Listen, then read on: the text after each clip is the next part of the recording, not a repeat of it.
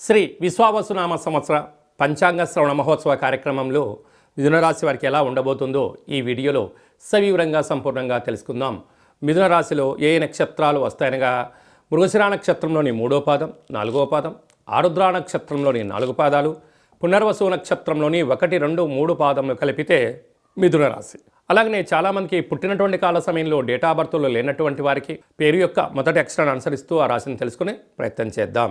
కా, కి, కు, ఖం, అజ్ఞ, చ, కే, కో, హ అక్షరాల వారందరూ మిథున రాశి జాతకులే. మిథున రాశి యొక్క అధిపతి బుధ భగవానుడు. ఈ సంవత్సరం రాజు రవి అయితే అనేక రకాలమైన కీలకమైన పదులన్నీ కూడా బుధుడి యొక్క చేతుల్లో ఉన్నాయి. సస్యాధిపతి, పురోహితాధిపతి, గ్రామాధిపతి, రాష్ట్రాధిపతి, అనేక రకాలమైనటువంటి విదేశాంగాధిపతి కూడా బుధ భగవానుడే. కనుక మిథున రాశి వారికి గత 18 సంవత్సరాలుగా ఎదురు చూస్తూ ఉండబడినటువంటి ఇప్పుడు శుభ సమయం ఆసన్నమైంది అని చెప్పి గుర్తుపెట్టుకోగలగాలి.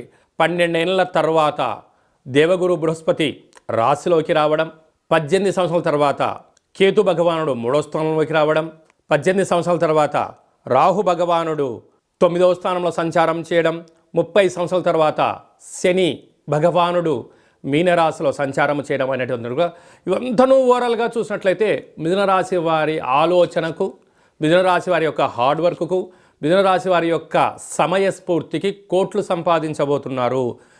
వీరి యొక్క ఆదాయ వ్యయాలు కూడా అలాగనే ఉన్నాయి. ఒక్కసారి మనం గమనించినట్లయితే ఆదాయం 14, వ్యయం 2. చూడండి, 14 రూపాయలు సంపాదిస్తే కేవలం 2 రూపాయలు మాత్రమే ఖర్చు అవ్వబోతున్నాయి, 12 రూపాయలు మిగిలించబోతున్నారు.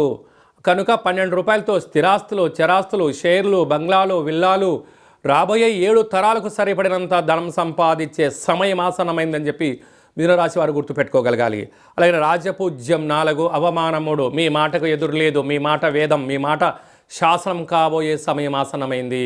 కనుక ఇలాంటి కాల సమయంలో చేతి వృత్తుల వారు, మార్కెటింగ్ రంగంలో ఉండబడిన వారు, వ్యవసాయ సోదరీమణులు, గృహ భవన నిర్మాణ కార్యక్రమాన్ని ఆచరింపజేసేవారు, వస్త్ర వ్యాపారాలు, అలాగనే బార్డర్, మిలిటరీ, నేవీ, విశేషమైన ఆర్కిటెక్ట్స్, బిల్డింగ్స్ నిర్మాణం చేసేటువంటి వారు, నిర్మాణ రంగము, వ్యవసాయ రంగము, ఎక్స్పోర్ట్స్ అండ్ ఇంపోర్ట్స్ బిజినెస్ చేసేటువంటి వారు, షేర్ల బిజినెస్లు నడిపించే వారందరికీ కూడా వీలైనంత వరకు, అంటే అధికస్య అధిక ఫలిత అంటారు.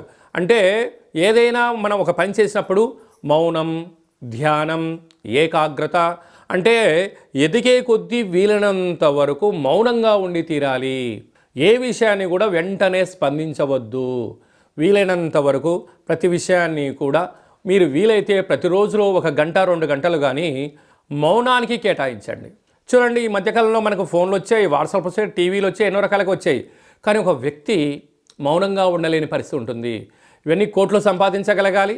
సంపాదించడం ఒకవైపు అయితే వాటిని నిలబెట్టుకొని స్థిరచరాస్తులుగా మార్చుకొని నీవు నీ కుటుంబ తరాలు 7 తరాలు అనుభవించగలగాలనే మేనేజ్మెంట్ అనేది చాలా గొప్ప విషయం.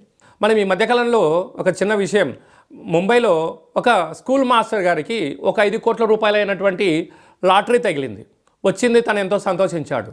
కేవలం 2 సంవత్సరాలు తిరిగే లోపల మళ్ళీ తను తిరిగి ఎక్కడికి వచ్చాడు, మళ్ళీ ట్యూషన్లే చెప్తున్నాడు. అదృష్టం తలుపు తట్టింది, కానీ దాన్ని నిర్వహణలో వ్యసనానికి గురైపోయి, ఎలాంటి వ్యసనం? కీర్తి.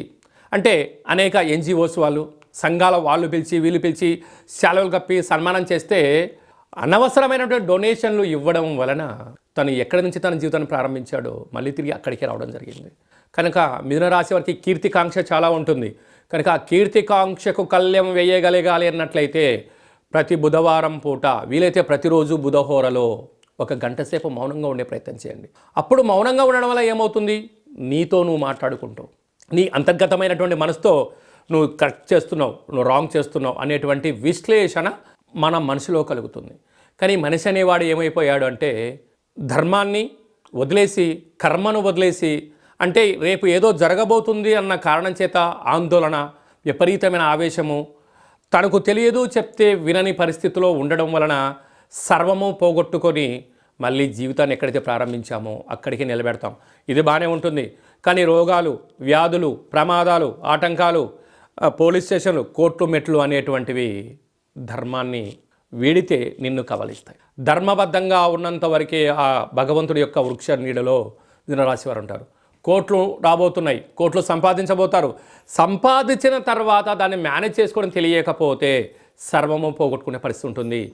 ఇన్ని వేల వీడియోలలో మీరు ఈ వీడియో చూస్తున్నారు అన్నట్లయితే బుధ భగవాన్ యొక్క ఆశీస్సులు మీ పైన ఉండబోతున్నాయి. కనుక వీలైతే ప్రతిరోజు లేక ప్రతి బుధవారము నెలకొకసారైనా ఓం బ్రాం బ్రీం బ్రౌం సహ బుధాయ నమః అనే మంత్రాన్ని 27 సార్లు వ్రాసి బుధ భగవాన్ యొక్క తులాభారంలో మీరు ఎప్పుడైతే పాల్గొంటారో, ప్రతి బుధవారం పెసరపప్పుతో కూడుకున్న ధాన్యాన్ని ఎప్పుడైతే తింటారో, వీలైతే ప్రతిరోజు పెసలను మొలకెత్తించి ఆ గింజల్ని ఎప్పుడైతే మీరు తింటారో, మేధాశక్తి, జ్ఞానశక్తి, అపారమైనటువంటి ఆయుధ సంపత్తి మీ దగ్గర ఉంటుంది. బుధ భగవానుడు నన్ను స్మరిస్తే చాలు నేను నిన్ను దీవిస్తాను అని సిద్ధంగా ఉన్నాడు. కనుక స్మరించడం, ధ్యానించడం మానవుని యొక్క ధర్మం. ఆశీర్వదించడం, అపార కుబేర బుద్ధి జ్ఞానం కలిగినటువంటి ఆశీర్వదించడం బుధ భగవాను ఆశీస్సులు అని చెప్పి గమనించాలి.